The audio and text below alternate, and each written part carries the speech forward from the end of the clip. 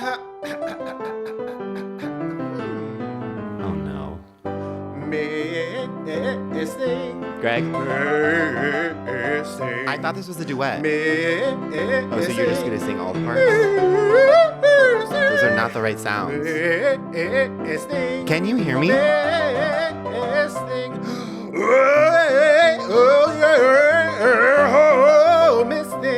Bonk.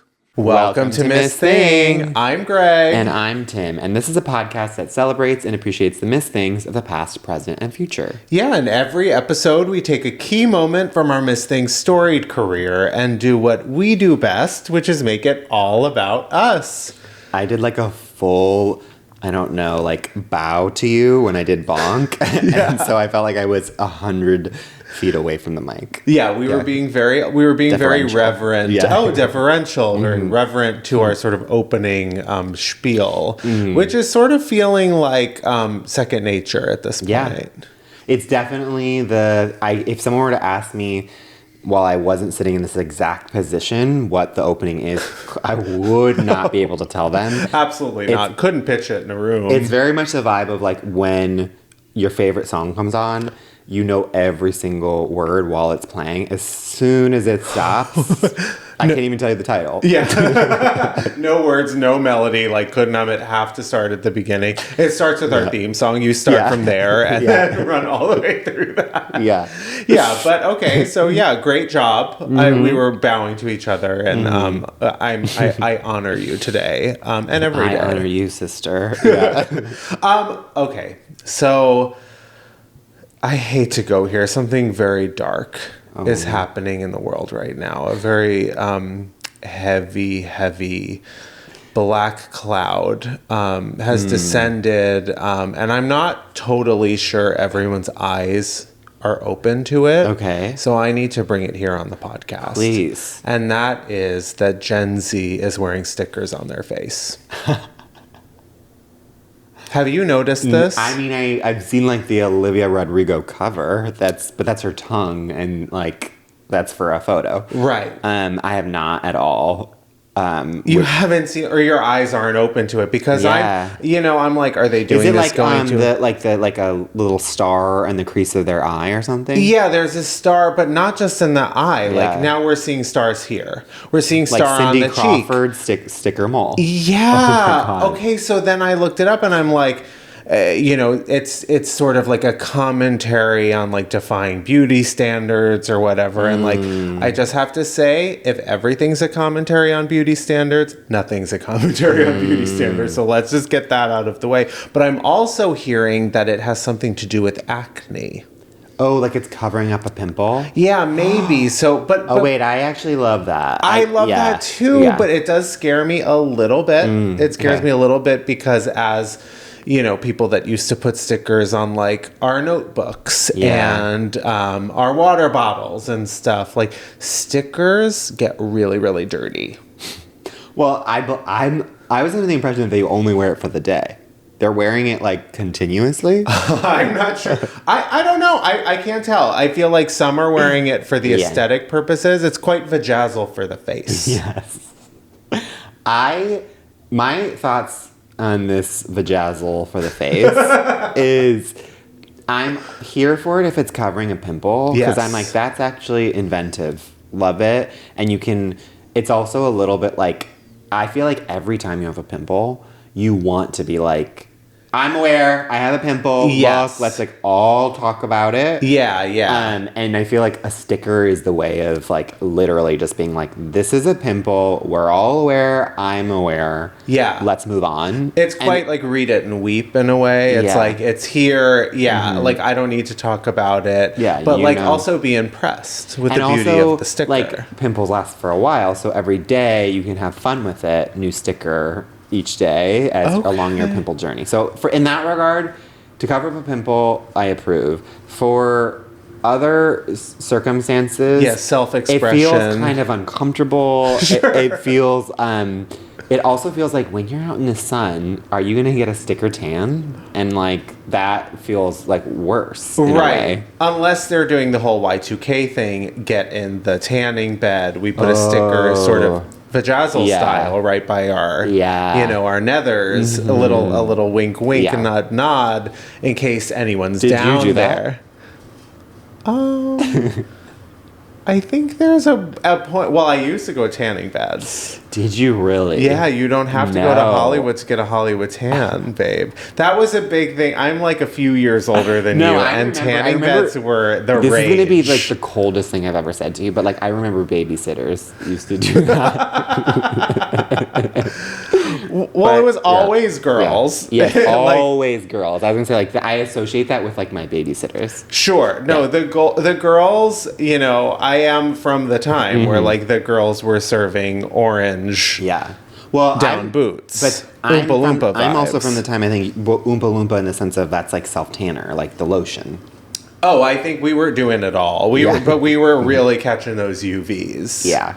I think it's time for our most famous segment. Our most famous first segment. Yes, exactly. Which is Dad Mom Sauce. Yes, a.k.a. Okay, Doll of the Day, Mother of the Moment, Sister of the Second. Our famous segment where we take a person, place, or thing that we are currently super obsessed with.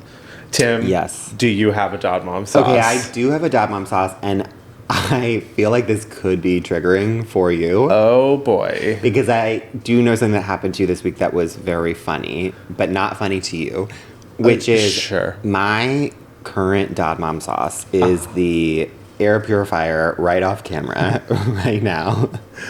Yeah. And considering the current state of the world, especially in Los Angeles, you gotta have an air purifier on. It's quite literally saving my life. Yeah.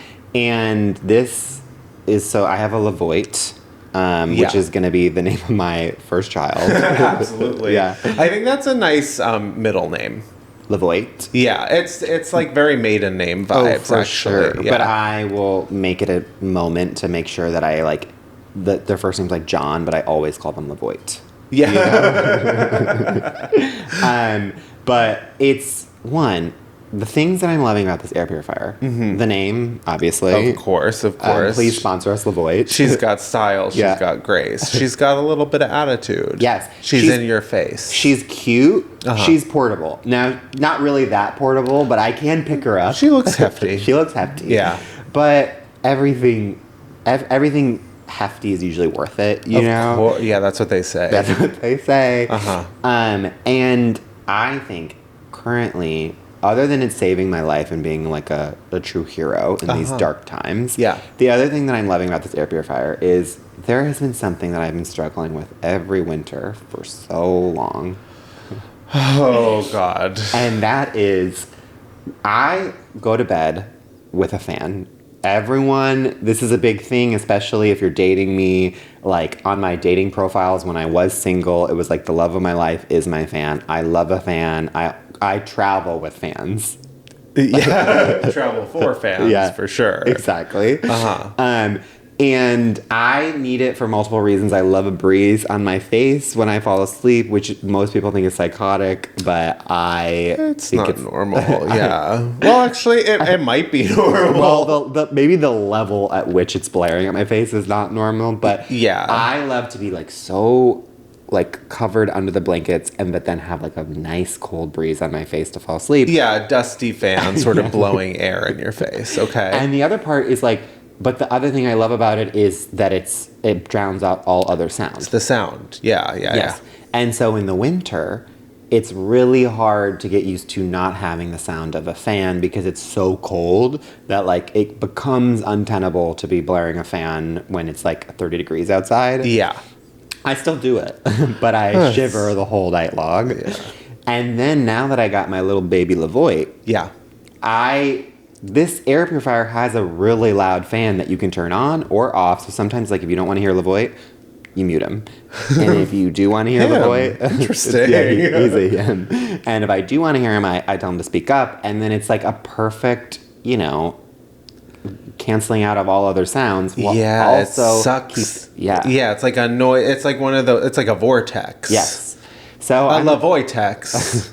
Well, they don't all hit. Anyways. Yeah. Anyways, I'm obsessed, and it's the sad thing is this is actually I'm currently renting this from Anthony. It's his, and he does need it back soon. Oh, okay. But I'm gonna steal it and keep it here and hope he forgets. How many does Anthony have has at his a disposal? really nice one, like Okay. a super nice one, and so he was like, "You can have this one, but I do need it back." And I was like, "Okay, wink." Yeah. Well, I'm so glad. I'm so glad you have your air purifier sort of working hard for you right now. Yeah. In these times when they are so essential. Yeah. I do have a Levoit myself upstairs in my bedroom. But I mean, diva down me. Yeah. And the phone calls that I found myself on. I called a company that I struggled to get in touch with for days, and I finally was able to get through. Waited an hour, did my entire order. This man, bless his soul, did not understand a single word that was coming out of my mouth. So the phone call itself, getting to like the order, took about 30 minutes on top of the hour I had waited. We get through everything. It took forever. My credit card, my address, everything. He goes, "Oh, actually, I'm going to put you on hold for a second." He puts me on hold. He comes back. He goes, "Hello." I'm like, "Hi, hello." He's like, "Hello, can you hear me? I'm like, "Yes," screaming, "Yes, I can hear you." And he's going, "I'm sorry, I'm going to have to hang up." I'm like, "No, don't do that." I'm screaming, no, panic. He goes, "Okay," and hangs up. This is the amount of joy, and I'm so sorry to tell you that this gave me joy, but only in the sense of I was along this journey for you, and I knew how many, you actually undersold it. The day before that, you were like, I've called 5 times, I was on hold for 10 minutes, and then another, like, you gave so much of your life to this air purifying company. My entire week, an off pod was devoted to this air purifier company, just trying to get an air purifier. And you were being very sweet because you were trying to get me one. I offered to buy you one, and you so callously said no. No. After you said, "I need one," oh my gosh, I've been waiting. I'm on the phone. I couldn't wait. I'm impatient. And it was, you were like, well, in order to get the deal, you have to call. And I'm a busy man. And I was literally like, sure. Amazon, and I I'm can not? just, okay. I just am impatient. Yes, and so I was course. literally just like, okay, I hear you. And like, in theory, if I was the best version of myself, I would call. Or I could just sign on to Amazon.com. And get one. And get one. Okay, I've been talking too much about myself. So, Craig, what is your Dad Mom sauce? Well, I mean, apart from beautiful Levoit in front of me, sort of making eyes at me over there. I had friends visiting from out of town this weekend, and they turned me on to a television show. Serving Meredith Marks. I'm like slurring. They turned me on to a little television show called... Can I just say, I like fully, like, in that moment, time stopped, and I was like, oh no, I have to get Greg help. I was serving full benzo Meredith Marks, slurring every word. Meredith Marks, Tim doesn't know who this is. No, I do know it's a housewife. If you wanted me to guess the franchise, I would say, like, Austin. Okay. Anyways, they turned me on to a little show called Beauty in Black. Okay, sounds offensive. Oh boy, is it. Okay. It is a Tyler Perry show for Netflix. Okay. And I've dipped my toes in the Tyler Perry water many a times, but I haven't experienced one of the television shows. Okay. And this show is so remarkable in the sense that every single thing is played at an 11, and 0% of it makes sense. Okay. It is all written, directed, produced by, like, costume sets, everything by Tyler Perry. And it's the worst show I've ever seen in my life. It's also my biggest obsession. I'll never stop thinking about it. Is it the first season or? It's the first season. I think there's like another season after it. I'm almost done. I'm like, it's all I can think about right now. I can't wait to get home to watch it. It is about a wealthy family. Okay. Well, it's about so many things. It's actually like kind of impossible to pin it down, so I'm going to try. Yeah. But it feels kind of like, have you ever heard of those like festivals, those events where you put up like you put up a play in 24 hours? Oh, yeah. Yeah, so this entire series was written, directed, produced, set, everything was done in 24 hours. Okay. Mm-hmm. I don't know how they did it, but they managed to pull it off. It's about this wealthy family who I believe owns a hair care company, and they're like randomly giving a scholarship at the beginning of the show. One of the main characters is, just brace yourself. Okay. Her name is Mallory Ballery.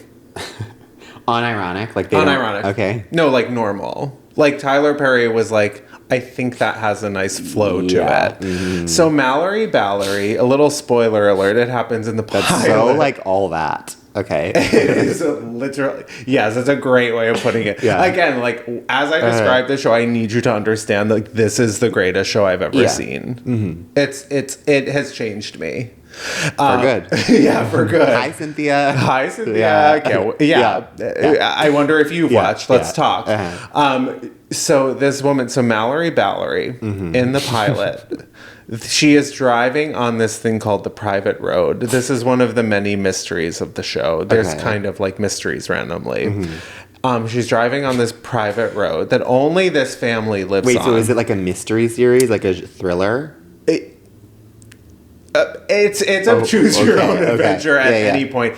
Everything is like every single line of dialogue is leading to the possibility of something that you could have never expected, and they never sort of pay off any of it. So like all the scenes exist like in a potential future plot line that they're not going to revisit, if that makes sense. Yeah. The best part is T.S. Madison is in it. And she's, way to bury the lead. I know. Well, she's playing a nurse who goes around and gives like bad butt jobs, like bad BBLs. Okay. And she that injects. Is how you should have led. Right. Oh and my God. She injects people's ass with what's it, like wall insulation, spray can wall insulation, and one of them gets a botched like BBL, and they're like, don't take her to the hospital, she'll get better, and she's fully like dying in bed. And she's like, she goes to her friend Kimmy, the sad stripper, she goes, I'm gonna die. And then not T.S. like, Madison says this? No, the girl who got the botched. Yeah. No, it's very confusing. Like, please hold on tight. Yeah. So then, like, throughout the course of the scene, like, by the end, she goes, I'm actually going to be fine. You know, I'm a fighter.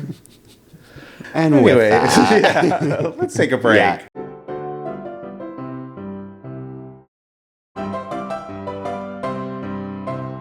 We're back, and it's time for our missed thing of the week. Oh, something was happening to my body. Something rotten was happening in the state of... Something rotten this way comes? What is that? No, something rotten in the state of Denmark, I believe. No, but I'm thinking of it... You're doing Shakespeare. Something wicked this way comes. Wait, is that wicked? No, what is that? That's, I think, an Ashley Simpson and a Mary-Kate and Ashley Olsen movie. Double Toil and Trouble. That. If that's what it is, that is. I don't. Well, that's where I know it. Yeah. From.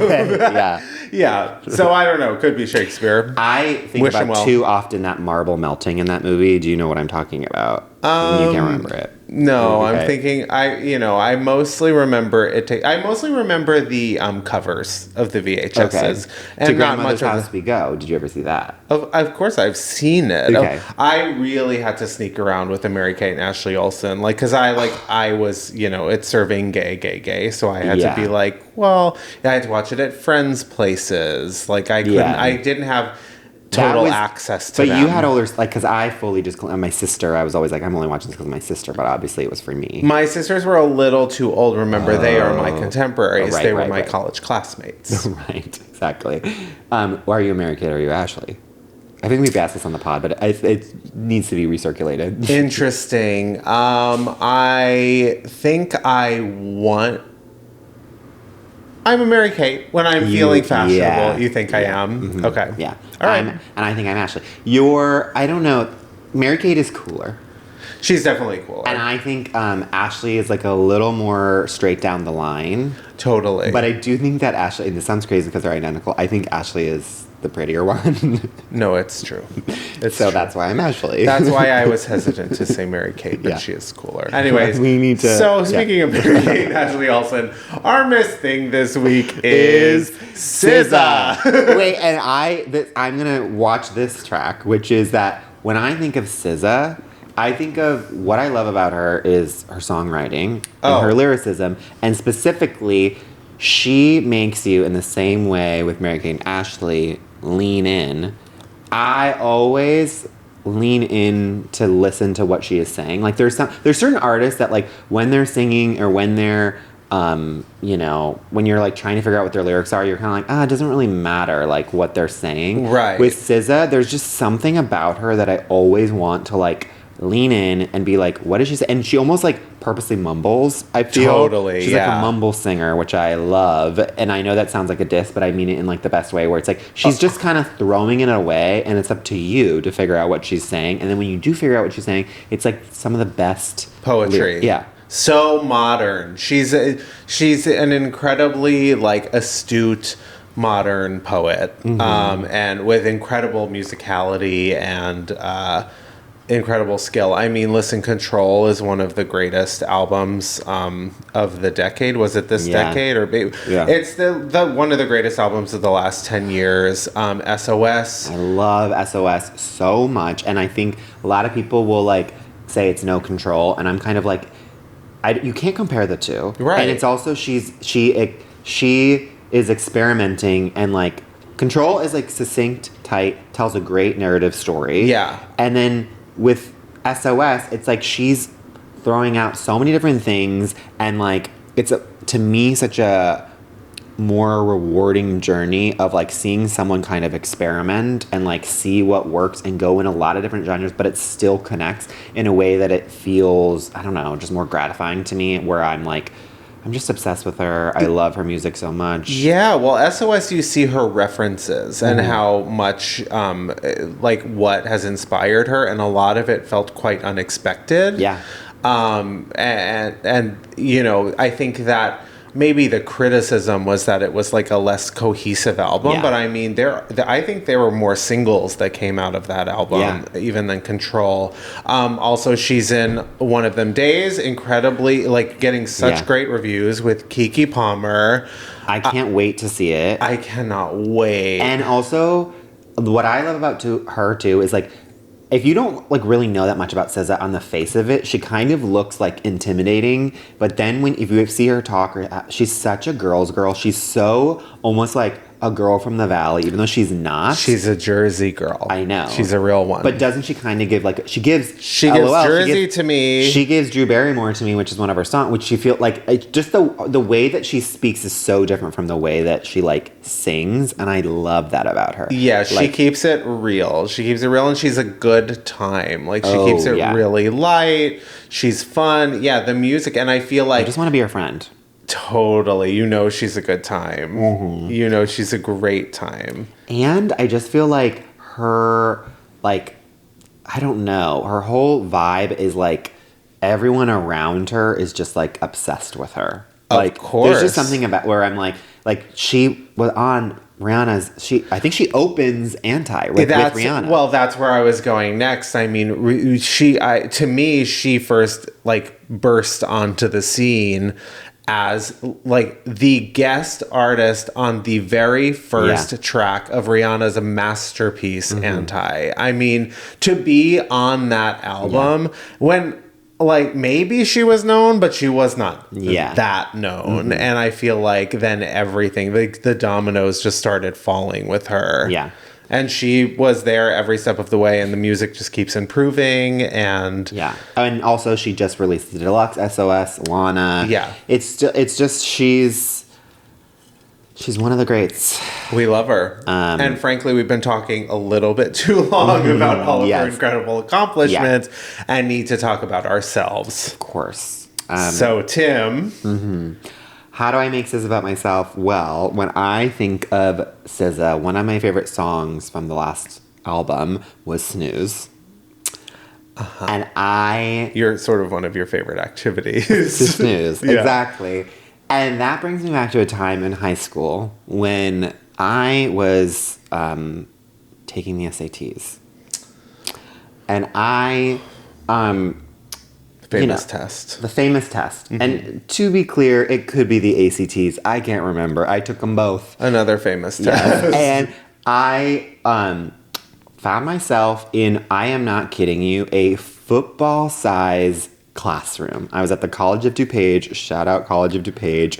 Like, Mama, you're on DuPage. That's my local county where I grew up. That's your drag name. Yeah. Wait, Maya, I'm on the page. Oh, Maya, I'm on DuPage? Yeah. Got it. I was just going, I thought that was a Housewives reference, but that's a Drag Race reference. For such a fan, you think you would have understood it right away, but that's fine. No. But clearly you didn't do too well on your essay or ACTs. Well, just you wait. Okay. Which is, so I'm in this huge classroom. It is, I'm not kidding you, the longest, like the teacher is a speck in my eye. That is how far, because it's alphabetical that you sit in this classroom. Yeah. And I'm already... You're Z. You're and way I'm in the back. Which, this is something I actually want to talk about on the pod today, which is, when you are a Z, it should be illegal that you are not the last person. Like, the fact, when I'm a Z and there are 5 Zs behind me, how dare you?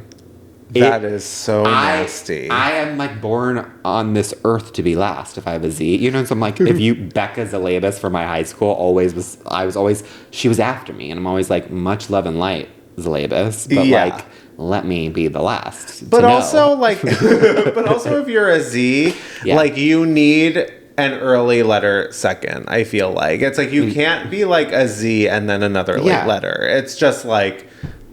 And it's also like, if I have to wait for everyone, it's like, if I'm waiting that long, then like, I want to make an entrance. You like, gotta close the show. Yeah, exactly. Yeah. I'm not gonna be second to last. Of course. You know what I mean? Because everyone also gets really excited because then it's like, it's done. And so then everyone has a second-hand excitement of like, thank God it's over, but you receive that. Sure. That being said, though, sometimes second to last, the sort of 11 o'clock. Yes. You can really, really nail. Like, Steal the thunder, win over the audience, and then fuck over the person behind you. Well, which is actually leads great into this story, which is, so then there is a row, there's actually 4, if you can believe it, 4 Zs behind me. There's one row after me, and I'm livid that I'm not in the last row. I start to take the test. There's the first section. It's like, let's say that it started at 8 o'clock. At 8:35, I start to hear behind me, and I'm like, what is that? And it's like, it keeps going off. I'm like trying to keep doing my tests, like make sure I'm doing a good job. Then it's not stopping. And I'm like, what the fuck is going on? So I turn around, look at the person behind me. And this person his pants are so low, they're basically around his ankles.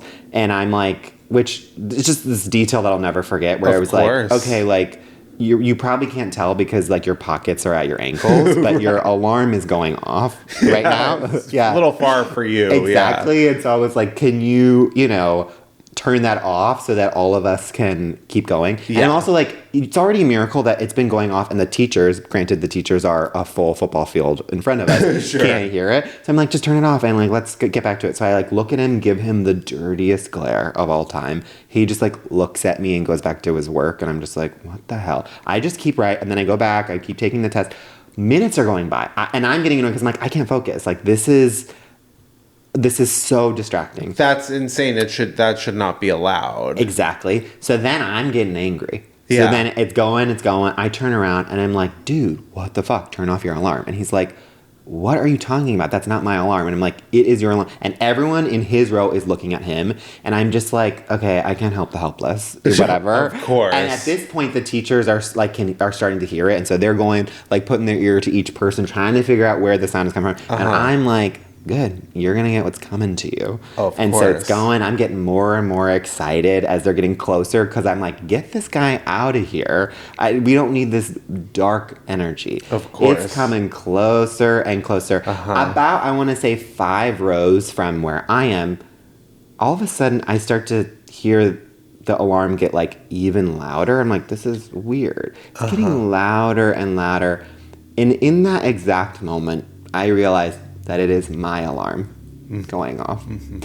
And as soon as I go to just press the, like, where my phone would be in my pocket, the teacher's like, you, right there. I pull it out. It is indeed my alarm.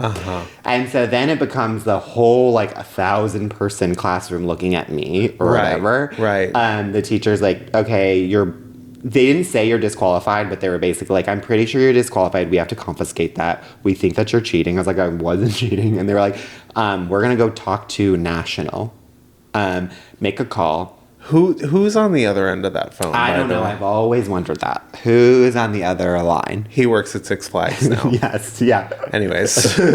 So they confiscate my phone, and I'm like, oh, should I, like, leave, you know? Right. And also in that moment, I do look back at the man that I was truly bullying. Sure, yeah. And you're talking during the test and everything. Exactly. It's breaking so many rules. The smuggest smile was on his face, and rightfully so. Yeah, of course. And then they're like, you should continue taking the test until we come back and hear from National. And I was like, okay, but so I'm not disqualified? And they're like, we don't know yet, but just keep going. Sure. And so then I was like, oh my God, like, this is the worst thing of all time. So many rules. So many random ass rules. Yeah. So this all happened at like 8:35. The test goes until noon. Yeah. So you've got plenty of time to keep taking the test. Plenty of time. So then at 11:45, 4 sections later, I am not kidding you, they come back and they disqualified me. So I took the entire test. I got disqualified. I have to, but there's still 15 minutes left too, which is like, if it'd be one thing too. I'm like, at that point, just let me finish the test so I can, like, hide myself and walk out with everyone else. And instead, I have to, like, you know, squeakily pull my chair out, stop the test, where everyone hates me because I'm distracting everyone during the test. Right. Not least. And you had your alarm going off for a full hour as well. Yeah. And I'm walking out to what had to have been an excruciating, I want to say 45 minutes to leave this thing. I'm so traumatized by it. And the College of DuPage is massive, or at least to me, who had never been in a big city basically in my entire life. I was so turned around in this campus. I couldn't find my car for about, I want to say, 35 minutes. And the reason why this is because I've literally never, that was the day before was the first time I've ever set my alarm, like my snooze or whatever. I've never, because I grew up very spoiled with a dad who, like, would always just, like, knock on the door and wake me up. Yeah. And for whatever reason, the day before, I had to, like, set my alarm because he was going into the city early for work. And so, like, I was like, okay, I'll set this. And I didn't realize, and I don't know if this is still a thing, but when you set your alarm, I must have set it, like, every day for that time. If you turn off your phone, your alarm will still turn on, will still, like, go off even with your phone off. On an iPhone? No, this was like a T-Mobile Dash. Oh.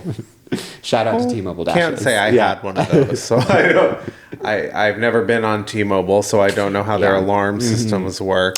Yeah. However, you know, it's all making a lot of sense. I've never surprisingly heard this SAT story before. I was convinced I had told you this. It is shocking to learn that I am hosting a podcast with someone who was disqualified from the SATs. Yeah. It makes a lot of sense that we're here today. Anyways, Greg, how do you make SZA all about yourself? So, well, I mean, obviously we've told the story on the podcast in the past about how we've seen SZA together. And, you know, SZA, I love this girl for so many reasons. First of all, Jersey girl. Second of all, she loves Hawaii. So when she was writing SOS, she spent a lot of time in Hawaii. And when we saw her in concert, she sang my favorite song, Nobody Gets Me. I think that's what it's called. I love that song. I love that song. So while she's singing that, she's on this, like, Life of Pi-esque boat, sort of floating above the crowd. And I was thinking, God, that's so beautiful. Yeah. And it brings me back to a time that I was on a boat in Hawaii. Okay. So I had been, this is maybe 15 years ago, I was in Hawaii with my ex-boyfriend and, like, a bunch of friends who actually were from there, and we decided to do like a touristy thing. So we went to Waikiki for the day, where we were getting on one of those like rowboats. Yeah, not like rowboats like Harvard, rowing team boats, more like Moana. Yeah. Where we were all like, I want to call it like a tandem rowboat. I don't know. I want you to be clear that I was picturing a Moana one. I wasn't picturing you in an intense Harvard rowboat, but sure. Yeah. And not to sort of constantly be bringing this up, I'm a Taurus. I'm very land bound. I'm landy, so I'm not. That's actually a good thing. Like that's the first Taurus trait that I actually agree with, and I think is a good thing to like differentiate. Saying you love food. No, all right. Well, agree to disagree. Yeah. That's such a Taurus thing. Totally. So I am not. I'm not one for the water, let's say. But when I'm in Hawaii, I do love like being in the ocean. So we were out in Waikiki. We had our little like guide who was sort of like telling us what to do, and we were learning how to row. And I was a little, nervous. I had never really done that before. But I was with all these people who've know what they're doing. No doing. one's worried. So we were out kind of far from shore, actually quite far from shore, but you could see it. But we were not close to land, and we sort of like caught our first wave, and it's like, oh, row, and we're doing that. We caught our first wave. It doesn't take us too far, but I'm like, oh my god, that's really really fun. Like. I get it now. It's like when you're boogie boarding and you like you catch that wave and you're like, oh, okay, I kind of like, I get that. Yeah. So we go back out, we go farther. We're like, we got to get a real good wave. No. In the distance, here it comes. She starts getting bigger. And we're not talking perfect storm, but we're talking a wave. Okay, so the guy tells us, let's start. Row. We're rowing. The big wave is coming. We catch the wave. We catch the wave. We're rowing. Oh my God, we're moving. We're like sort of zooming back to shore. All of a sudden, we stop. No. The wave has broken into the boat. And we were still rowing. And full blown, our ship started to sink. Oh my. How many are Titanic style. There were like 8 of us. Oh my God. And the guy was like, okay. And he like pulled out buckets and started handing it to us. We were fully doing the bucket scoop. Pirates of the Caribbean. Yeah. So many references that I don't think have anything to do with it. Scooping the water out. Bucket scoop. The boat continues to sink. I am like, fuck, I'm full the mother in Titanic. I'm like, will the lifeboats be like sorted according to class? Looking around knowing that I was last to go. Like, fuck, I'm looking around for like flying doors in the ocean. They just pick you up and throw you off. So eventually we actually had to turn the boat around and like get the water out. And like we fixed it, but I was fully on a sinking ship Titanic moment. Thought it was like the most beautiful day ever. I've never been back in the water since. Oh yeah,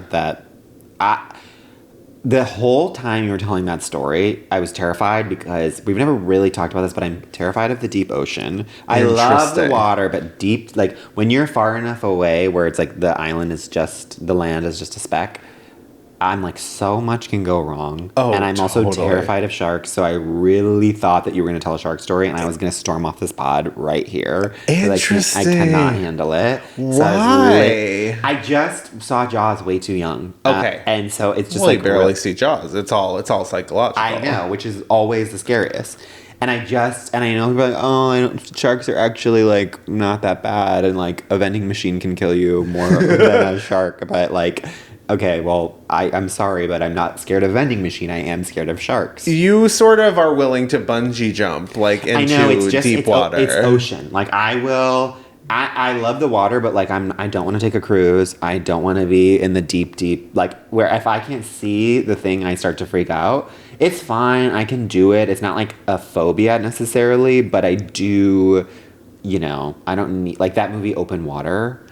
Oh, that's horrifying. Never. Horrifying. I mean, but also imagine treading water for that long. I mean, my legs couldn't handle it after like 1 minute. This is a tangent that we can cut. But this summer I became obsessed with telling people on beach volleyball that I learned this fact, and then I was like truly someone who like couldn't, I was just repeating myself constantly, and everyone was like, Tim, enough, which is that if you like are in the premise of open water and you come back up from scuba diving. If you find yourself in the premise of open water, By the way, this is part of the story that says like when you like come back up and then like you're in the middle of the ocean, you are supposed to, and you have to pee. Don't hold, a lot of people think like, oh, you should hold your pee because then like if somehow you can like drink your pee and survive or whatever because there's some sort of hydration there. Sure.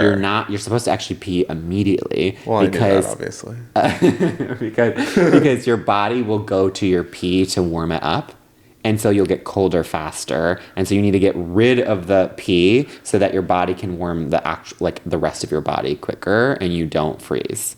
The pee on the outside like it will go to warm your bladder basically inside. So it's like to keep that your urine warm is like something that our body does. So keep the pee inside. No, pee it out. Pee out. Pee out. Pee out. So that way. Pee out, Louise. So that exactly. So that way the energy is being reserved for the rest of your body. Trust me, I have no problem peeing at any given moment. Oh, same. It wasn't.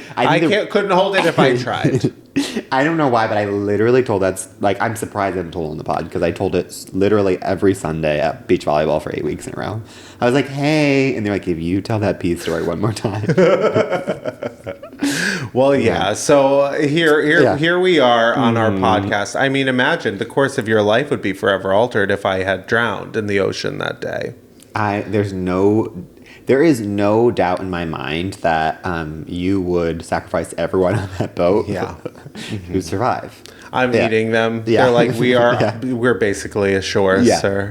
Like, it's actually just ankle deep. And on that note, let's take a break. Yeah.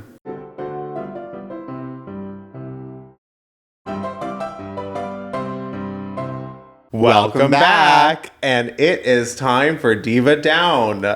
Diva Down is our third and final segment where we take a thing, a person, place, or thing in the culture right now that really needs our help. Our gay guy advice help. Exactly. And give it the unsolicited advice that it did not ask for. Yeah. Nor does it need. It need. Well, at this point, I don't know if they'd be willing to take our advice. Yeah. And our Diva Down, of course, this week is the TikTok ban. That kind of was. Yeah. Yeah, that kind of was. It wasn't. Yeah. So we lost TikTok. I think it was for like less than 12 hours. I want to say it was like 30 minutes. Yeah, it was not long at all. I think I saw a thing where it was like James Charles was like in it within like 30 minutes. Sure. Yeah. And it just turned out ultimately to be another PR move for Trump. Yeah, the message that showed up was thanks to President Trump, we're back. Before he was even president again. Before he was president again. So listen, they're certainly not beating the propaganda vehicle sort of allegations. What is your thoughts on this? My thoughts and my advice is honestly, actually, taking out all of the Trump stuff because I just can't and won't is this is the type of bullshittery that I actually am interested in 2025, which is just like, it, to me, it doesn't mean anything in the sense of like, I mean, yes, it should be banned if it, like, for, like, stealing our data and surveilling us. Yeah. But I love, like, this whole, it feels so gay-coded to be like, bye, I'm leaving, and then, like, 30 minutes I'd be like, surprise, bitch, I'm back. Bet you thought you'd never see me again, bitch. Exactly. And it's like just drumming up publicity and like constantly being like, will I be there? Will I not be there? I don't know. You should tune in. Right. And then stunt queen, drama queen. Such a stunt queen, TikTok. And I'm kind of like, I'm here for that because it's also like the stakes, sure, like, I don't know, the stakes feel so like, there's so many other crazy things like the Los Angeles fire, things that actually matter, and like the state of the world and what Trump actually is doing, even in his first day of being in office. That like with this, I'm kind of like, okay, yeah, this is something I can eat some popcorn to and just like watch this stunt queen do some flips. Sure. So listen, I'm so happy for the people that make their living on TikTok that this like us, you know. The people on TikTok who make their living and that's like what they do, that they haven't lost their revenue stream. I have noticed like this second it came back, everyone's like, oh, well, it feels different or the algorithm's different. And it's like, yeah, I think it's revealed itself to be sort of as empty and as evil as it was kind of like positioned as all along. If they're going for complete and utter brain rot, like they're doing a very good job. TikTok is fun. I would love to not have it on my phone. But yeah, I mean, I think my advice would be for the users of TikTok to sort of like try your best to sort of figure out a way to form community off your phone, offline. I think it would be helpful in times like this. But if you can't or won't get off the app, follow at Miss Thing the Pod. You took the words right out of my mouth. Yeah, follow us at Miss Thing the Pod because we are giving you entertainment. Yeah. You continue to use this evil, brain-rotting, mind-numbing app. To follow us. Sure. At Miss Thing the Pod. Yeah, we will accelerate your brain rot. No problem. Yeah. And if you have one single cell, we will destroy it. Totally. But we'll be so funny and charming while we do it. You'll be laughing. Yeah. Maybe even crying. And with that, I also follow our Instagram at Miss Thing the Pod. And also, Meta's evil, but follow our Instagram. And, throw up a story saying to your followers to watch us. Give us a 5-star review. Or more, if you can. Tell your friends, tell your loved ones. Yeah, we want Zuck's attention. We want these billionaires who run these companies. We want their attention. So get us noticed. Help us get noticed by them. And I think with that... Yeah. It's time. It's time. It's enough. It's absolutely enough. We love you. We love you. Bye. Miss Thing Podcast is created, executive produced, and hosted by Greg Trimmer and Tim Zientek. It's produced and edited by Benji Simons, with cover art and additional creative support by Claude Zeins. Follow us on TikTok and Instagram at Miss Thing the Pod. New episodes drop every Tuesday. Watch on YouTube or listen on Spotify, Apple Podcasts, or wherever you get your podcasts. Please subscribe, rate, and review, but only raves. Strictly 5 stars and above. Follow Greg at Greg Trimmer and Tim at Tim_Zientek on all social media. Bonk.